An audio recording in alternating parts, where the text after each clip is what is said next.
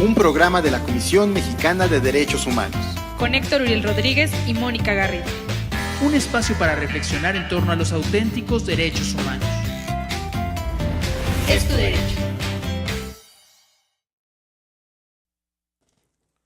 Hola, ¿qué tal? Muy buenas tardes, ya nos encontramos en su programa Es tu derecho, un programa de la Comisión Mexicana de Derechos Humanos, Asociación Civil. Son las 12 de la tarde en punto, empezamos este programa. Con muchísimo gusto vamos a hablar ahora de un tema que yo creo que a nadie de los chilangos ni de los que viven en la zona conurbada le es ajeno. Es un tema que nos ha estado retumbando en los oídos las últimas semanas. Vamos a hablar del Hoy No Circula. ¿Y qué tiene que ver el Hoy No Circula con los derechos humanos? Usted se preguntará, pues tiene que ver mucho. Todos tenemos derecho a un medio ambiente limpio y pues lamentablemente ya regresamos a la onda retro aquí en la Ciudad de México. Ya otra vez estamos como hace muchos años con el Hoy No Circula, da igual que su coche contamine mucho, poco, nada. Todos nos estamos viendo afectados. Hay soluciones, entre comillas, por parte de las autoridades que han sido muy cuestionadas.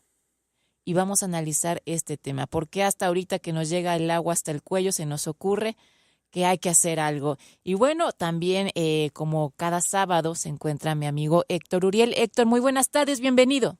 Hola Moni, ¿qué tal? ¿Cómo estás? Muy contento de tener nuevamente la oportunidad de saludarte, la oportunidad de hablar ante este micrófono para platicar sobre los derechos humanos, un tema que el día de hoy tocamos, que nos ha afectado a todos los ciudadanos. Seguramente usted también fue parte del ciudadanicidio, diría Tres Patines, que vivimos la semana anterior, con esto de que el 40% de los coches dejaron de circular en la contingencia, Moni.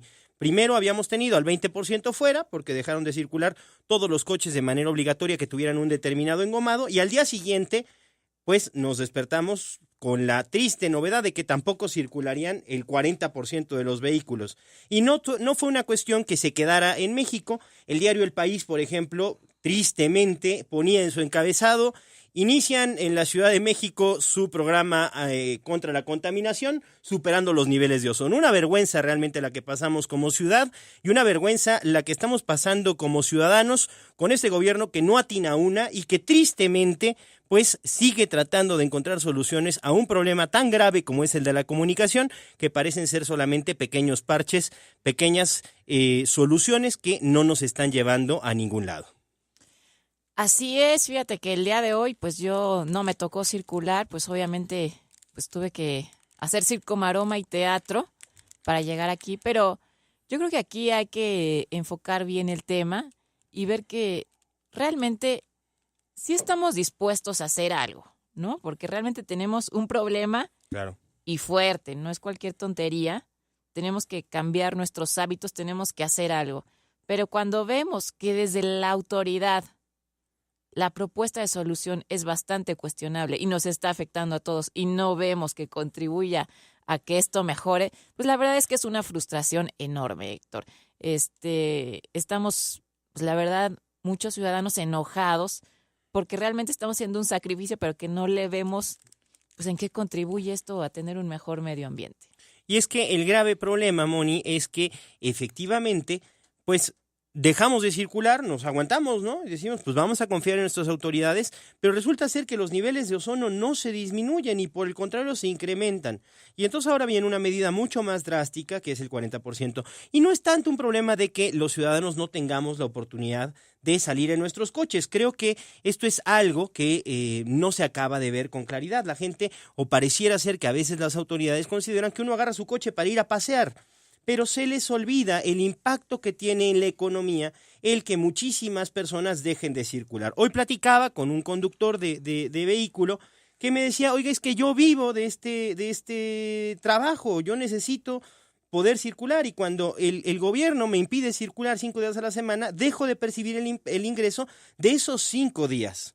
Y esto, por supuesto, me afecta. Si así nos ocurre a las personas que trabajamos con el carro ofreciendo un servicio, pues también afectamos, por ejemplo, me decía, a los mariachis. Imagine usted si los mariachis que tienen que irse en su camioneta. Que el viernes no circulen, que es el día de la serenata, ¿no? Por supuesto, y entonces el pobre mariachi, ¿qué le propone este gobierno? Que se vaya en bicicleta, que se suba al metrobús. Imagínenselos usted con sus bandoleones, con sus violines y con sus trajes charros para ir a llevar serenata a bordo del metrobús. Por supuesto que este tipo de cosas no pasan por la cabeza de quien está pensando en esto y siguen creyendo que el vehículo se puede sustituir en bicicleta como si fuera lo mismo trasladarse de la Condesa al cafecito en donde van a trabajar a trasladarse de no sé, donde vivan muchas de nuestras escuchas allá en Cuautitlán, que tienen que ir a trabajar quizá a Pantitlán y pedirles por favor que se muevan en bicicleta. Me parece algo absurdo, irrisorio y ridículo, más cuando los niveles de contaminación los van a matar en cualquier pedaleada. Exacto, sí. Si no son arrollados por un coche, seguramente les va a dar un infarto de tanta contaminación que están respirando. Y sí, señor, sí es esto frustrante, la verdad, en esta Ciudad de México. Y que lo que queremos en este programa, pues obviamente es decir, sí estamos en desacuerdo con estas políticas públicas, pero también, obviamente, queremos pues escuchar propuestas. Queremos que, tenemos mucha gente muy pensante en esta ciudad que ha hecho propuestas y entre ellas está nuestro invitado. Fíjate, Héctor, que ya nos ha hecho el favor de estar por aquí en algunas ocasiones y hoy está y nos acompaña José Luis Luege Tamargo, que es un político que, mira, para mí es un visionario. Siempre anda en todos los foros diciendo, ojo, esto va a pasar si no hacen esto. La Ciudad de México se va a quedar sin agua. Ojo, el aeropuerto. Ojo, ahorita está metido en el tema del hoy no circula. Héctor es como un profeta que siempre nos va diciendo qué va a pasar si no cambiamos y hacemos algo, pero ya. Y bueno, es José Luis Luege Tamargo, que, pues como tú sabrás, Héctor, él ha estado metido en muchos temas de medio ambiente. Él fue procurador federal de protección al ambiente, conocida como la Profepa, también titular de la Secretaría de Medio Ambiente y Recursos Naturales y también fue titular de la Comisión Nacional del Agua, eso cuando estuvo en gobierno, y ahorita está por parte de la sociedad civil en Ciudad Posible también dando muchas propuestas sobre qué se puede hacer para mejorar esta ciudad. José Luis, ¿me escuchas? Bienvenido.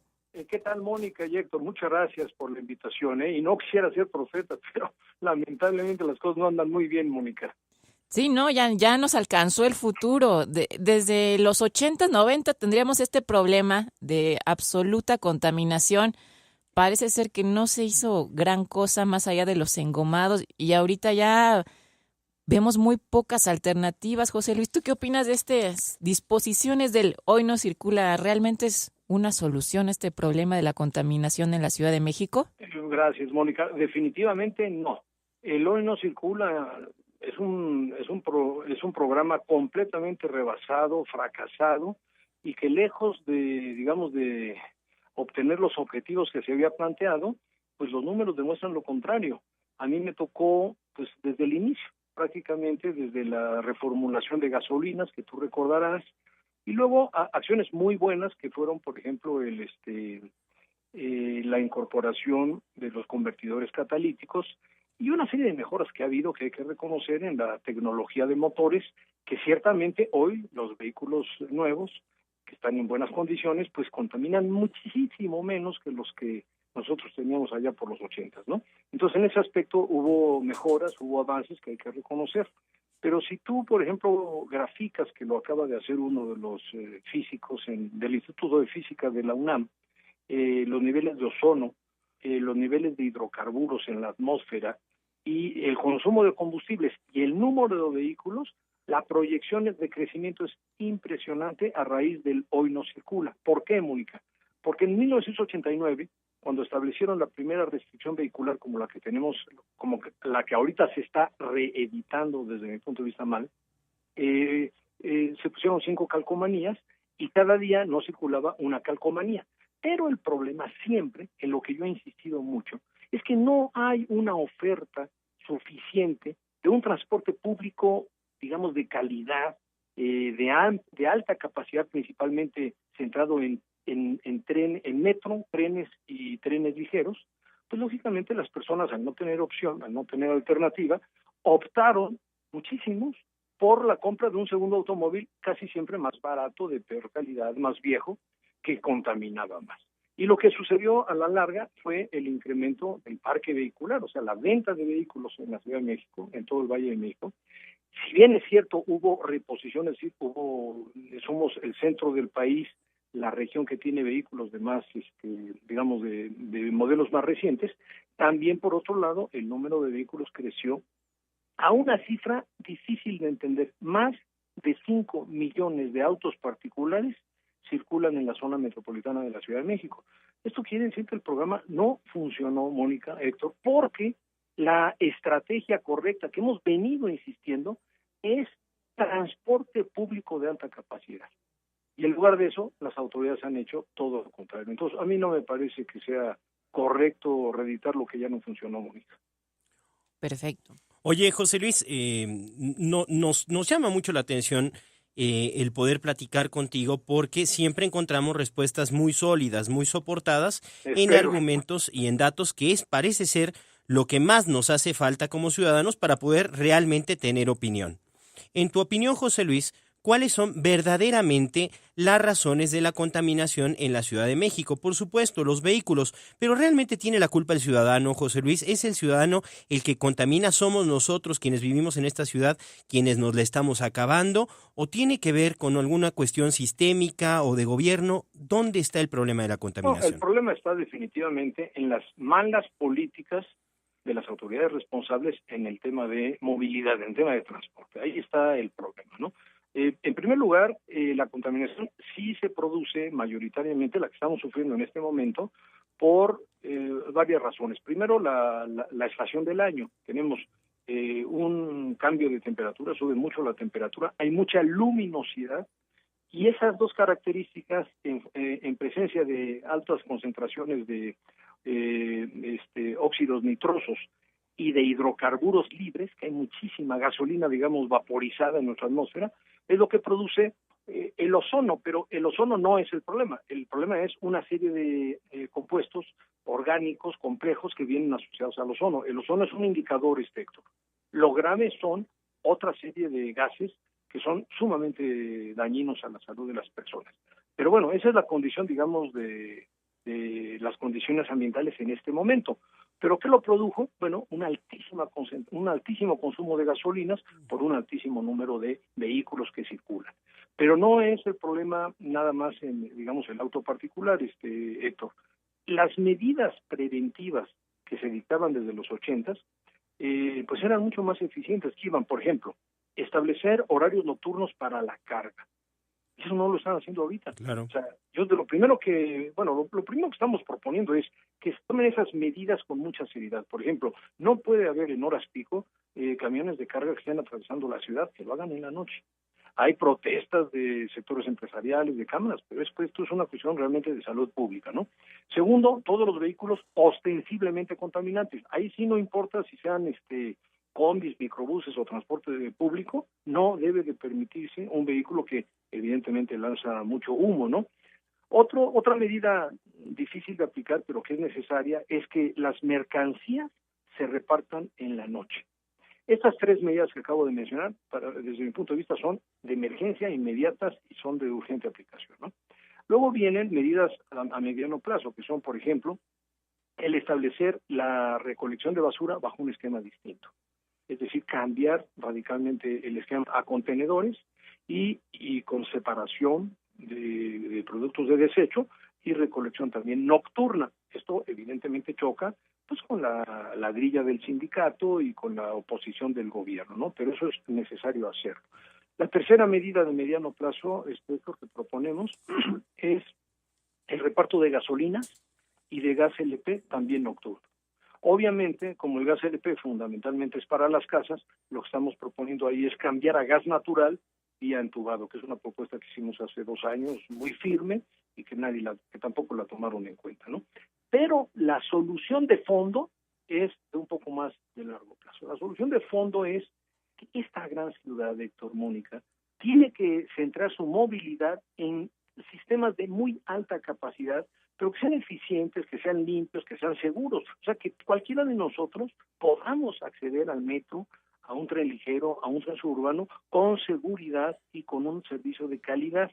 ¿Y eso qué implica? Eso sí implica esquemas de financiamiento muy fuertes, cambios en el programa de obras y de inversión por parte del gobierno, tanto federal como del Estado de México, como del Distrito Federal, muy, muy importantes.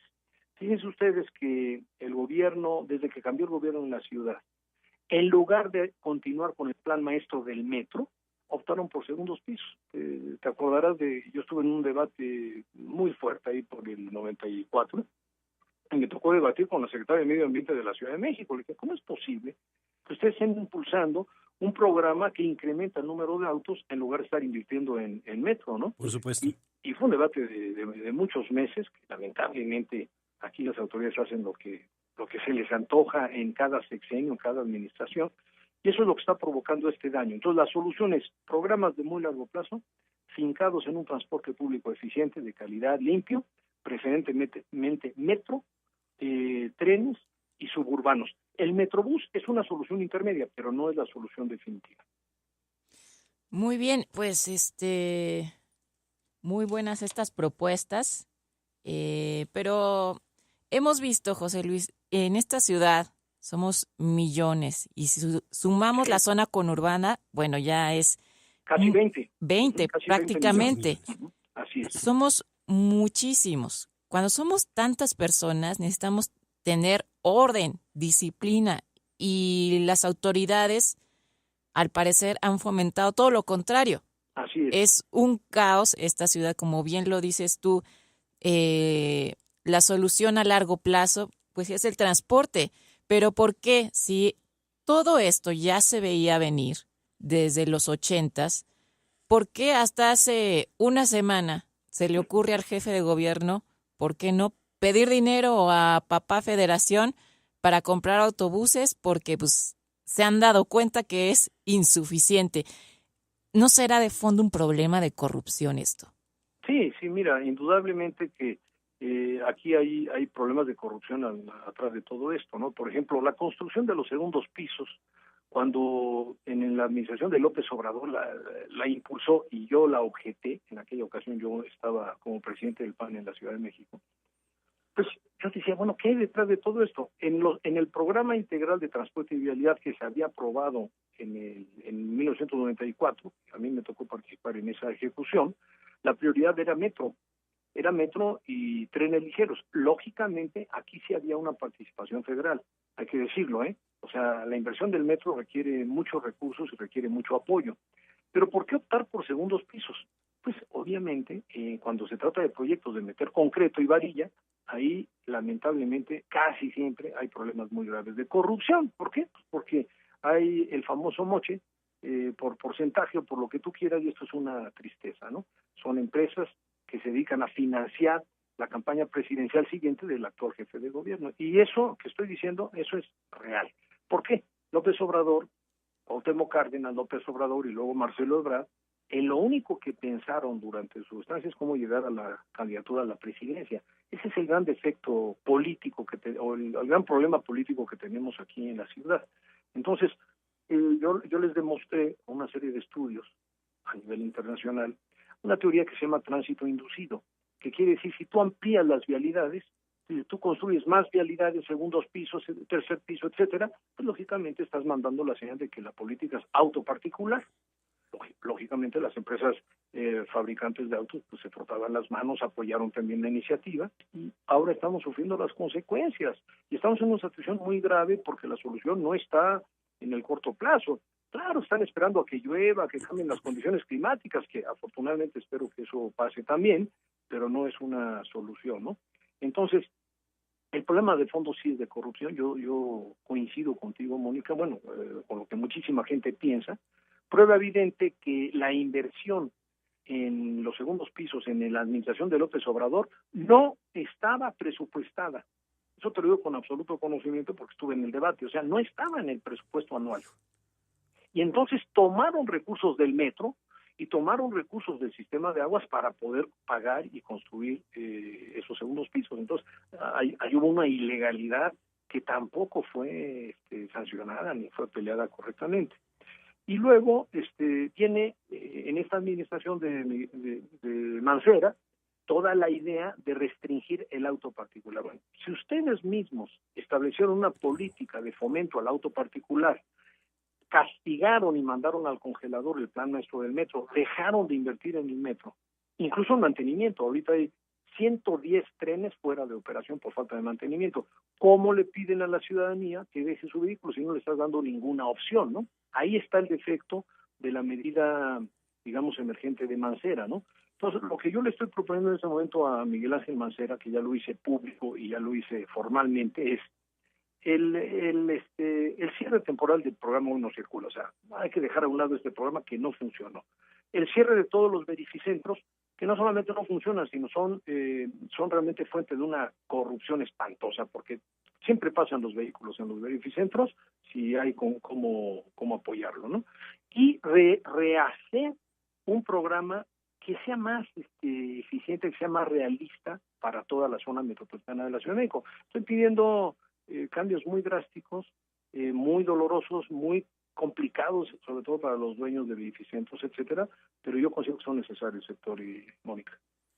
Nos llama José Luis, la señora Soledad Castillo, nos dice, ¿por qué hasta ahora se preocupan por la contaminación? Solo sirve de excusa para seguir sacando dinero y el gobierno sigue en la corrupción, esto que ya mencionabas. No están tomando en cuenta a las personas que tienen que repartir mercancía de sus trabajos. Estas medidas no sirven de nada, hay otras que contaminan más y no las están tomando en cuenta. También nos pueden llamar otras personas al 1035-0043. Estamos platicando con José Luis Luege Tamargo, presidente de Ciudad Posible.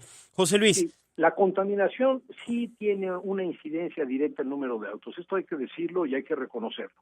Hay muchas otras fuentes de contaminación y yo coincido con la señora en que hay otros contaminantes que no se están midiendo bien. Por ejemplo, las partículas.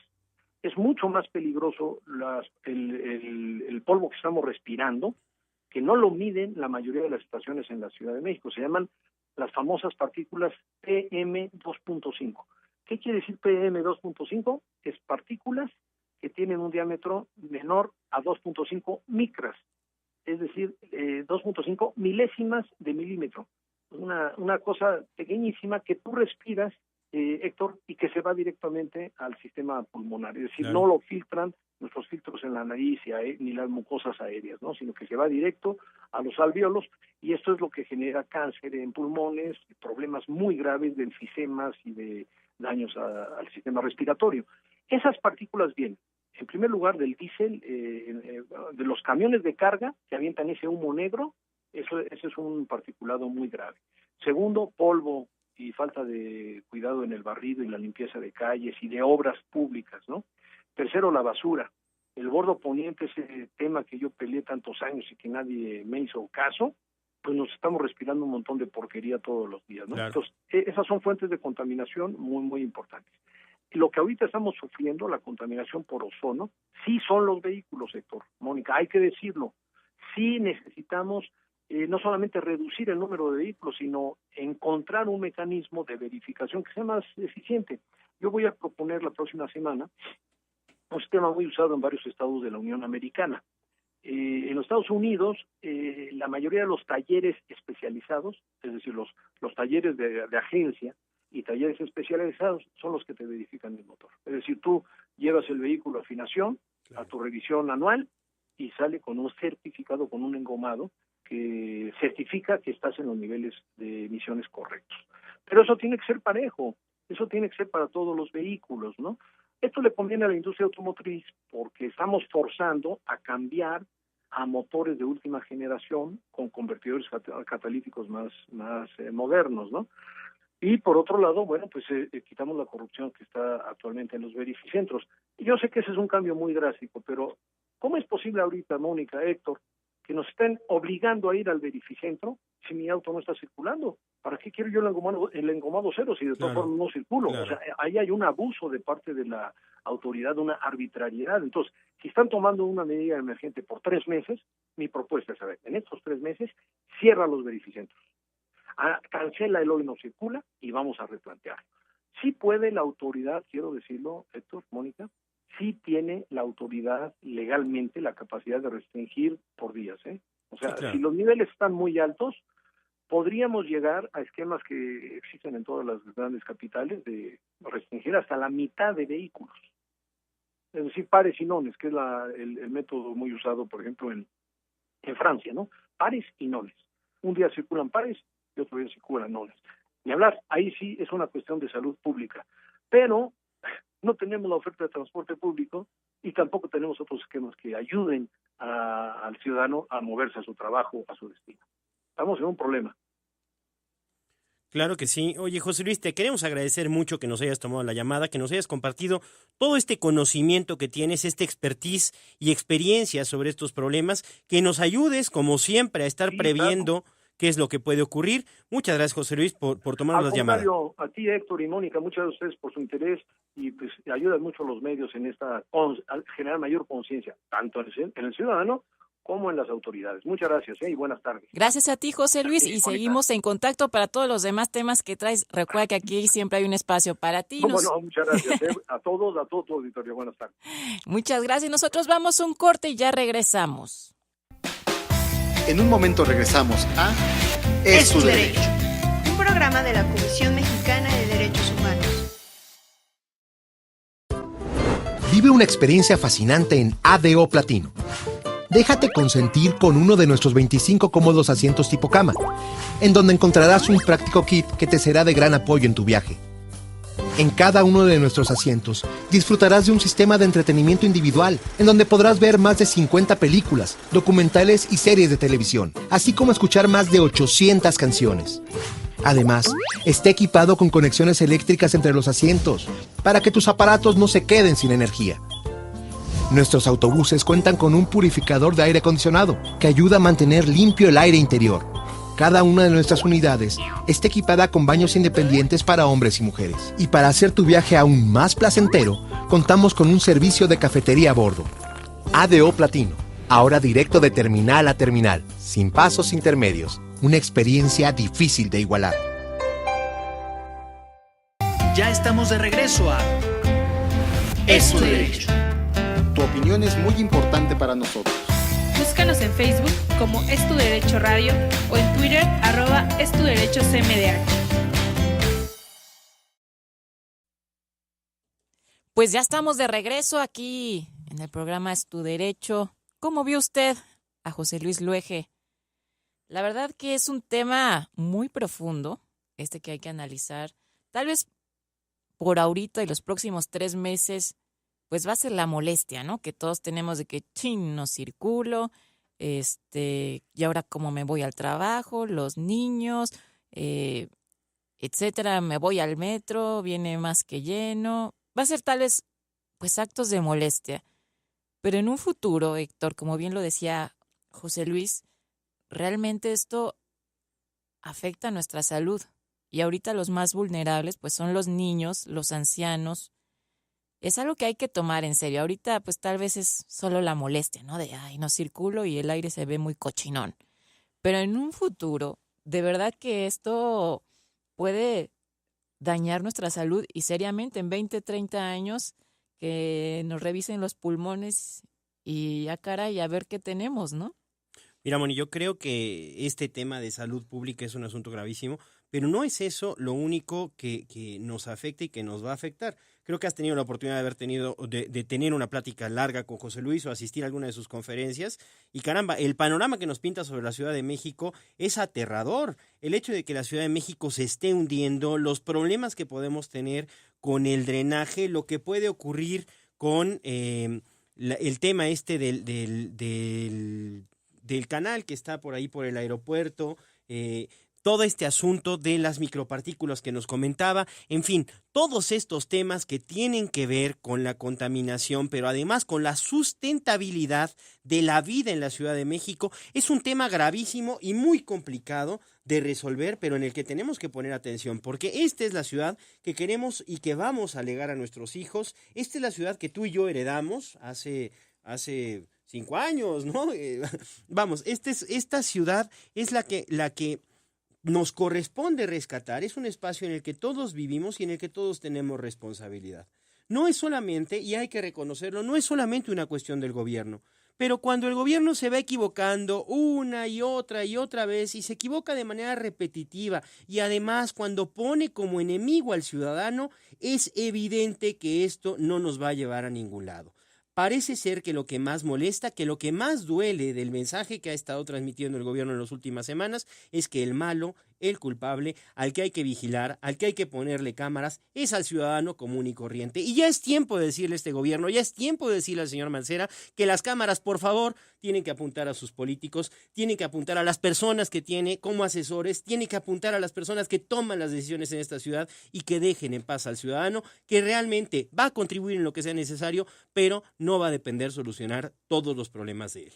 Así es, Héctor. Nosotros pues, como ciudadanos estamos conscientes, ¿no?, de que tenemos que hacer algo, pero también sabemos que las autoridades tienen que actuar con audacia e inteligencia, no con medidas que se les ocurren los primeros 5 minutos, que está científicamente comprobado, pues que no ayudan en gran cosa. Y estos políticos tienen que ser, obviamente, inteligentes. No podemos tener políticos ignorantes. Y peor aún, que ignorante es ignorante y corrupto, ¿no? Y realmente es un reto gobernar aquí. No es nada sencillo, pero pues si nos ponen medidas inútiles, pues ¿a dónde vamos a llegar? Realmente todos tenemos que contribuir a sacar adelante esta ciudad que, como dice Héctor, tiene tantas complejidades, que lo del agua, que el aeropuerto, que el transporte, etcétera, etcétera. Pero bueno, ¿te parece, Héctor, si le damos vuelta a la página? Y ahora, pues vamos a hablar de otro tema. Nada más déjame decirte, Héctor, que nos escribió José Valverde de Chimalhuacán, que dice que ahí por sus rumbos hay gente que se pone a quemar cosas. Imagínense, estamos en contingencia y todavía hay gente que se pone a quemar y que pues que los quiere denunciar. También tenemos más llamadas de Teresa Gutiérrez de Ecatepec. Dice, las personas que están haciendo reformas del movimiento vehicular, si no están aptas para eso, pues deberían de despedirlas totalmente, señora Teresa Gutiérrez. Y mucho de qué hablar en este tema, mucho de qué hablar, y ojalá encontremos pronto una solución que se pueda arreglar esto. Como dice Luis, hay cambios en el corto, mediano, largo plazo, pero pues empezar dando un primer paso y un paso acertado y en la dirección correcta. Y bueno, nos platica aquí Miguel Ayala, que ya tenemos a nuestro siguiente invitado. Él es Víctor Santibáñez, presidente de Jóvenes por la Paz. Víctor, buenas tardes, gusto en saludarte. ¿Qué tal? Muy buenas tardes, Mónica, Héctor. Un gusto estar con ustedes. Hola, Víctor, me da mucho gusto saludarte y, bueno, pues tener la oportunidad de conocer este movimiento que ustedes están organizando, Jóvenes por la Paz, un movimiento que entiendo busca preservar, garantizar justicia y paz en México en una situación en que el Estado de Derecho se nos pone cada vez más complicado, ¿no, Víctor? ¿Qué hacen ustedes? Cuéntame. Sí, Héctor, sin lugar a dudas, así como tú nos introduces, la verdad es que este panorama que estamos viviendo en el país nos exige que los ciudadanos cada vez más estamos copartícipes con las estrategias y las decisiones de nuestras autoridades y que pues lamentablemente no a veces estas estrategias que han venido utilizando no están dando los resultados adecuados, y es por eso que hemos tomado la decisión de tomar el tema de manera directa y estar haciendo acciones que precisamente inhiban toda esta situación de inseguridad y violencia que vive el país. A ver, Víctor, platícanos. Tenemos entendido que ustedes están haciendo un foro. ¿Qué temas van a abordar? ¿Cuándo es? Etcétera. Bueno, incluso es un evento que ya se llevó a cabo. Fue el 9º foro sobre seguridad, justicia y paz. En el mes de marzo, el 12 de marzo, porque se llevó a cabo este foro. Y precisamente en estos momentos les platicaría yo en general de lo que se trató.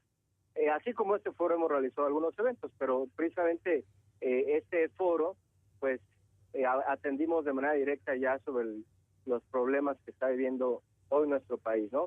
Como les decía, se llevó a cabo el día 12 de marzo, y bueno, tuvimos la verdad que especialistas en la materia, la verdad que conferencistas de primer nivel, y atendimos directamente pues con los conferencistas y a los que estuvieron en el foro, pues temáticas que precisamente están hoy en día afectándonos, ¿no? Digo, no sé si quisiera que les digan nombres, por ejemplo, como los que estuvieron. Estuvo el licenciado José Antonio Ortega Sánchez aperturando este foro, él que está dando una lucha directa en temas de seguridad y justicia. Incluso pues él fue quien en su momento destapó esta pues intención del grupo interdisciplinario de expertos para el tema de los 43 jóvenes de Ayotzinapa, de que no estaban haciendo un trabajo adecuado, de que estaban pues incluso desvirtuando las líneas de investigación que ya está realizando la Procuraduría General de la República. Y bueno, él nos compartió un poco cómo pues él ve el tema de la inseguridad en el país, cuáles son los principales problemas a los cuales nos estamos enfrentando. Así también tuvimos, por ejemplo, las experiencias de un militar. Estuvo con nosotros el general Beltrán Benítez, que es el director de Derechos Humanos en la Secretaría de la Defensa Nacional, y nos compartía él pues qué acción está realizando el ejército, tanto pues sí de lucha directa contra el crimen organizado, pero también del cuidado de los derechos humanos. Hoy también lamentablemente a los militares se les acusa, se les generan diferentes pues digamos malversiones de información, y pues ellos están muy firmes en que no caigan los militares en provocaciones. Víctor, qué importante es esto que nos estás mencionando, porque efectivamente a últimas fechas la han agarrado algunos medios contra el ejército, y parece ser que no nos damos cuenta de que si una institución ha permanecido firme a favor del país, se la juega todos los días en defender y en protegernos, es el ejército, y a veces somos muy injustos con él. Sí, de acuerdo, Uriel, y pues precisamente estuvimos pues bueno escuchando de manera directa de parte del general cuáles son las estrategias que precisamente los soldados tienen cuando llevan a cabo algún operativo, qué cuidados hacen ellos pues para que no se afecten los derechos humanos. Y digo, pues sinceramente las estadísticas no mienten. Cuando han realizado operativos los militares, pues han tenido un porcentaje muy positivo y de mayor efectividad que cuando pues los hacen otro tipo de instituciones del Estado, ¿no? Entonces, sin lugar a dudas, el ejército, pues bueno, no quisiéramos del todo quienes enfrenten a los delincuentes, pero esta realidad en la que estamos viviendo demanda y exige porque sean ellos quienes enfrenten a la delincuencia, ¿no? Víctor, ¿y cuál fue el diagnóstico general que se vio en este foro? ¿Cuál es la situación en México en torno a la seguridad, la justicia y la paz? Bueno, pues precisamente al haber invitado a conferencistas de este nivel, pues sabíamos que mucho era para conocer una realidad de la cual a lo mejor en los medios de comunicación no se nos dice, que incluso a veces las instituciones del Estado pues llegan a maquillar o llegan a esconder los datos pues para que no se ventile cuál es esta situación por la cual estamos viviendo, ¿no? Y, por ejemplo, estuvo con nosotros también la licenciada María de la Luz Lima Valdido, quien es presidenta de la Sociedad de Victimiología. Y ella nos decía, ¿no?, que el índice de paz en México pues cada vez está más complejo. Por ejemplo, pues nos presentó datos del 2015, en donde pues eran 5 los estados con números de mayor número de delincuencia e inseguridad.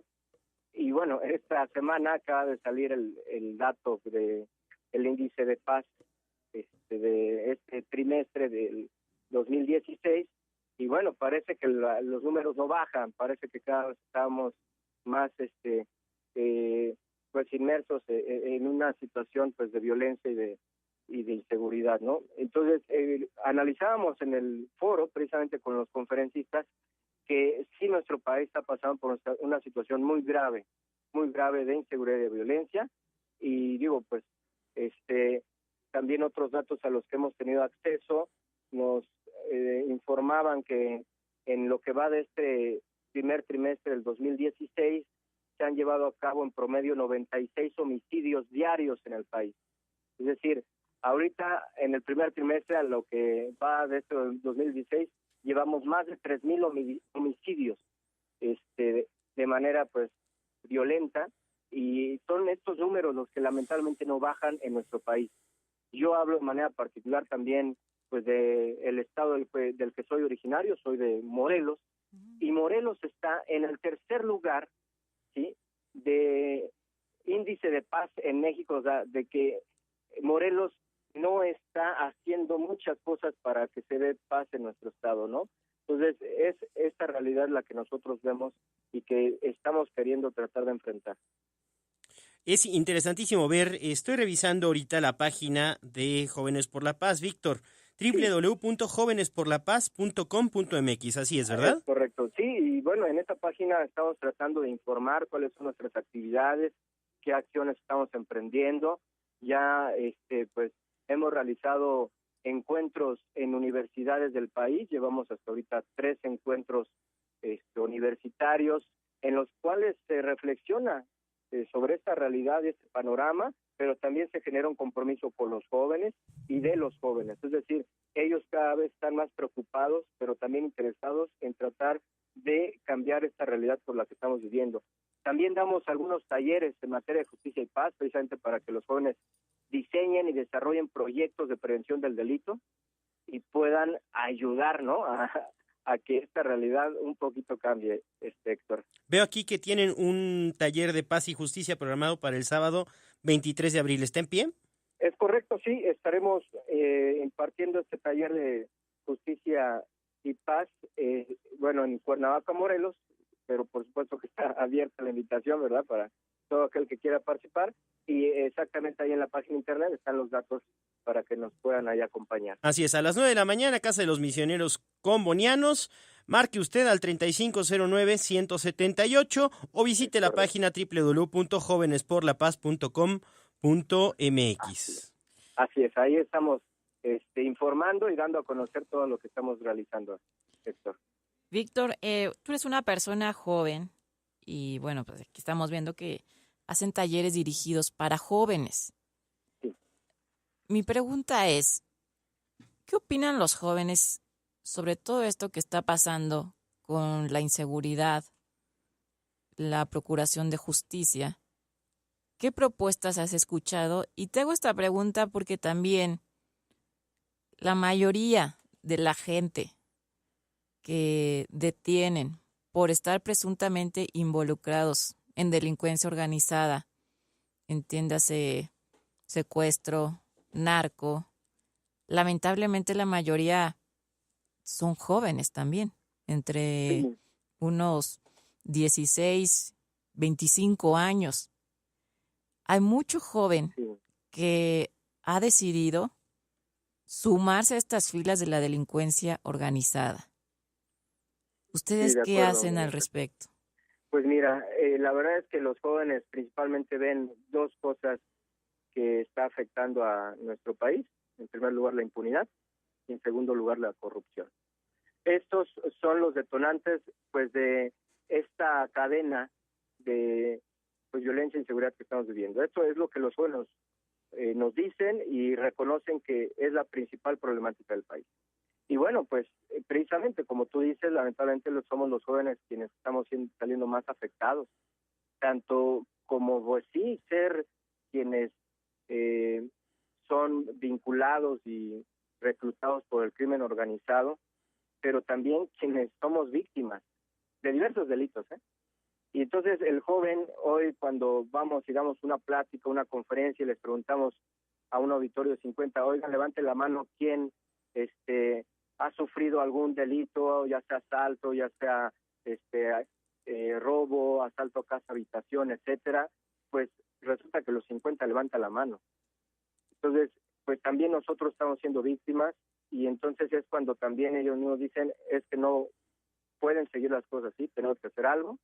Y afortunadamente, el joven hoy es muy creativo, está yendo más allá con las estrategias que hoy nos presentan, pues las distintas materias que ellos aprenden en las escuelas, en las universidades, y han tomado decisiones de poder contrarrestar esta problemática. Un ejemplo que yo te puedo compartir es que en el Distrito Federal, precisamente, alumnos del ITAM están por sacar una convocatoria, principalmente para los alumnos de la Escuela de Derecho, en la que van a invitar a jóvenes a que propongan alguna política pública en materia de prevención del delito, y que esa política pública, que en su momento sea la ganadora de la convocatoria, sea entregada tanto al Congreso de la Unión como a la Cámara de Senadores y se pueda debatir en determinado momento, pues que se llegue a aplicar esa política pública.